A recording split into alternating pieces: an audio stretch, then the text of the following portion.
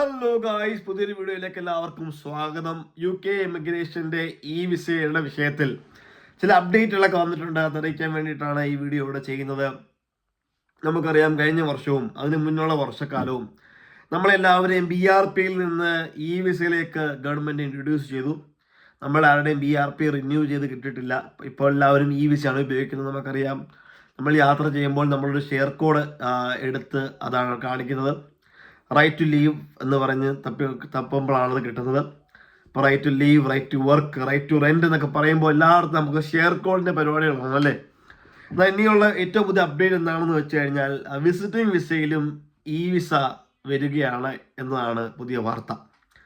അതായത് ഇനി മുതൽ വിസിറ്റിംഗ് എടുക്കുന്നവർക്ക് പഴയ പോലെ സ്റ്റിക്കർ അടിച്ച് പാസ്പോർട്ടിൽ ഒട്ടിക്കുന്നതിന് പകരം അവരും ഇതുപോലെ തന്നെ ഒരു UKVI അക്കൗണ്ടൊക്കെ എടുത്തിട്ട് അതിനകത്ത് ഷെയർ കോഡിന് അപ്ലൈ ചെയ്ത് ഷെയർ കോഡ് ഒക്കെ സ്വന്തമാക്കി അത് എയർപോർട്ടിൽ കാണിച്ചാണ് വരേണ്ടത് എന്നാണ് പുതിയ നിയമം പറയുന്നത്. എനിക്ക് തോന്നുന്നു ആദ്യ സമയങ്ങളിലൊക്കെ ഇങ്ങനെ രണ്ടും ഉണ്ടായിരിക്കും. അതായത് കുറച്ച് കാലം കൂടെ ഈ പാസ്പോർട്ടിൽ ഒട്ടിച്ച് തരികയും അതേ സമയത്ത് തന്നെ ഷെയർ കോഡിൻ്റെ പരിപാടികൾ ഒരുമിച്ച് കൊണ്ടുപോകും. പയ്യെ പയ്യെ മുഴുവനായിട്ടും ഈ പാസ്പോർട്ടിൽ വിസ ഒട്ടിക്കുന്ന പരിപാടി പൂർണ്ണമായിട്ടും നിർത്തലാക്കിയിട്ട് എല്ലാം ഷെയർ കോഡിലേക്ക് ആക്കും. ഷെയർ കോഡിൻ്റെ വിഷയങ്ങൾ നമുക്കറിയാം. എൻ്റെ ചില സുഹൃത്തുക്കളിയുടെ യാത്ര ചെയ്ത് വന്നപ്പോൾ അവരോട് ഷെയർ കോഡ് കാണിക്കാൻ പറഞ്ഞപ്പോൾ ഇൻ്റർനെറ്റിൻ്റെ പ്രോബ്ലമോ അവർക്ക് എന്തോ അക്കൗണ്ട് ആ സമയത്ത് ആ ഒരു പർട്ടിക്കുലർ സൈറ്റ് ആക്സസ് ചെയ്യാൻ പറ്റിയില്ല.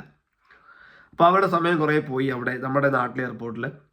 അങ്ങനെ കുറേ സമയം പോയിട്ട് ലാസ്റ്റ് അവരോട് ചോദിച്ചു, നിങ്ങളുടെ കയ്യിൽ എന്തെങ്കിലും ഒരു സ്ക്രീൻഷോട്ട് വിസയുടെ ഉണ്ടോ എന്ന് ചോദിച്ചു. ഭാഗ്യത്തിന് അവർ നേരത്തെ സ്ക്രീൻഷോട്ട് എടുത്ത് വെച്ചിട്ടുണ്ടായിരുന്നു, അതൊരു കാണിച്ചു. അപ്പോൾ നിങ്ങൾ എയർപോർട്ടിലോട്ടൊക്കെ യാത്ര ചെയ്യുന്നവർ ഈ ഷെയർ കോഡ് ഉണ്ടാക്കിയിട്ട് ആ ഷെയർ കോഡ് നോക്കാനുള്ള, അതായത് right to leave check the share code of immigration അല്ലെങ്കിൽ വിസ ഷെയർ കോഡ് ചെക്ക് എന്നൊക്കെ പറഞ്ഞുകൊണ്ട് ഗൂഗിൾ അടിച്ചു നോക്കിയാൽ ഇത് ചെക്ക് ചെയ്യാനുള്ള ഒരു വെബ്സൈറ്റ് കിട്ടും.